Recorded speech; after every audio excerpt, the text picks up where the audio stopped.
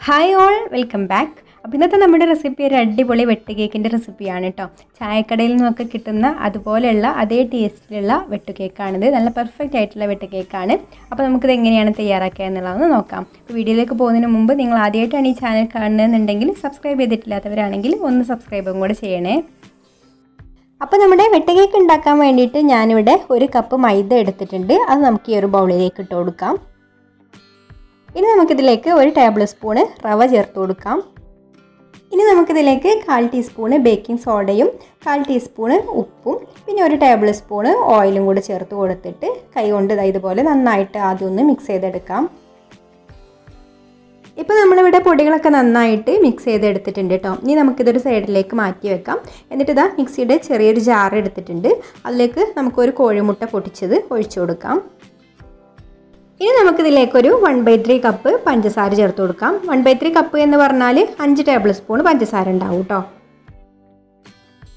പിന്നെ ഒരു 2 ഏലക്കായുടെ കുരു മാത്രം എടുത്തിട്ട് ഒന്ന് ചതച്ചെടുത്തിട്ടുണ്ട്. അതും കൂടി ഇതിലേക്ക് ചേർത്ത് കൊടുക്കാം. ഏലക്കാപ്പൊടി ഉണ്ടെങ്കിൽ അത് ചേർത്ത് കൊടുത്താലും മതി. ഇനി ഞാൻ കളറിന് വേണ്ടിയിട്ട് ഒരു തുള്ളി മഞ്ഞ കളർ ചേർത്ത് കൊടുക്കുന്നുണ്ട്. നിർബന്ധമല്ല കേട്ടോ, വേണമെങ്കിൽ മാത്രം ചേർത്ത് കൊടുത്താൽ മതി. എന്നിട്ട് ചാറടിച്ച് വെച്ചിട്ട് ഇത് നന്നായിട്ടൊന്ന് ഇതുപോലെ അടിച്ചെടുക്കാം. ഇനി നമുക്കിത് നമ്മൾ മിക്സ് ചെയ്ത് വെച്ചിട്ടുള്ള പൊടിയിലേക്ക് ചേർത്ത് കൊടുത്തിട്ട് കുഴച്ചെടുക്കാം. അപ്പോൾ ഞാൻ അടിച്ച് വെച്ചിട്ടുള്ള മുട്ടയും പഞ്ചസാരയും മുഴുവനായിട്ട് ഇതിലേക്ക് ചേർത്ത് കൊടുത്തിട്ടുണ്ട് കേട്ടോ. ഇനി ഇത് ലൂസായിട്ടാണ് ഇരിക്കുകയെന്നുണ്ടെങ്കിൽ അതിനനുസരിച്ച് മൈദയും റവയും ചേർത്ത് കൊടുത്തിട്ട് കുഴച്ചെടുത്താൽ മതി. ഞാനിപ്പോൾ ഇവിടെ ഇതിലേക്കൊരു 1/4 കപ്പ് മൈദയും 1 ടീസ്പൂൺ റവയും കൂടെ ചേർത്ത് കൊടുത്തിട്ടുണ്ട്. ഇനി നമുക്കിതൊന്ന് കുഴച്ച് നോക്കാം. അപ്പോൾ നമ്മൾ എടുക്കുന്ന മുട്ടയുടെ വലുപ്പത്തിനനുസരിച്ചിട്ട് പൊടിയിൽ എടുക്കുന്നതിൻ്റെ അളവിലൊക്കെ ചെറിയ മാറ്റം വരും കേട്ടോ. അപ്പോൾ അത് ഇതുപോലെ നന്നായിട്ട് നല്ല സോഫ്റ്റായിട്ട് കുഴച്ചെടുത്താൽ മതി. ഇനി നമുക്കിതിൻ്റെ എല്ലാ ഭാഗത്തും അല്പം ഒന്ന് ഓയിൽ ഇതുപോലെ കൈവച്ചിട്ട് തന്നെ ആക്കി കൊടുത്തതിന് ശേഷം നമുക്കിത് റെസ്റ്റ് ചെയ്യാൻ വേണ്ടിയിട്ട് 1 മണിക്കൂർ അടച്ചു വെക്കാം. ഇപ്പോൾ നമ്മൾ മാവ് കുഴച്ച് വെച്ചിട്ട് ഇവിടെ 1 മണിക്കൂറായിട്ടുണ്ട്. ഇപ്പോൾ നല്ല ടൈറ്റ് ആയിട്ടുള്ളൊരു മാവാണ് കേട്ടോ ഉള്ളത്. സ്റ്റിക്കി ആയിട്ടുള്ളതൊക്കെ പോയിട്ടുണ്ട്. ഇനി നമുക്കിത് കുറച്ചൊരു കട്ടിയിൽ നീളത്തിൽ ഇതുപോലെ പരത്തിയെടുക്കണം. അപ്പോൾ കൈ വെച്ചിട്ട് തന്നെ ഇതുപോലൊരു ഷേപ്പാക്കി എടുത്താൽ മതി.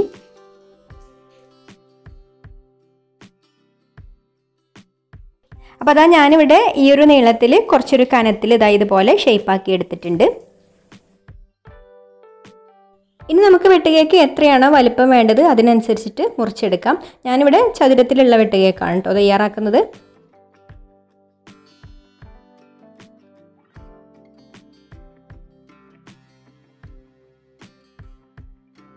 ഇനി നമുക്കിത് ഓരോന്നും എടുത്തിട്ട് കയ്യിൽ വെച്ച് തന്നെ ഇതുപോലെ ഒന്നും കൂടി ഷേപ്പാക്കി കൊടുത്തതിന് ശേഷം ഇതുപോലെ ഒരു 2 കട്ടിങ് കൊടുക്കാം.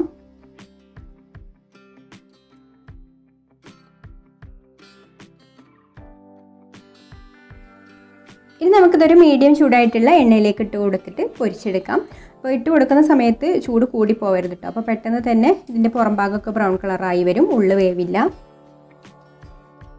ഇനി നമുക്കിതൊന്ന് മറച്ചിട്ട് കൊടുക്കാം. ചൂട് നന്നായിട്ടൊന്ന് കുറഞ്ഞ് വരുമ്പോൾ ഒന്ന് കൂട്ടി കൊടുക്കാം. എന്നിട്ട് വീണ്ടും കുറച്ച് വെച്ചിട്ട് തന്നെ ഫ്രൈ ചെയ്തെടുക്കാം.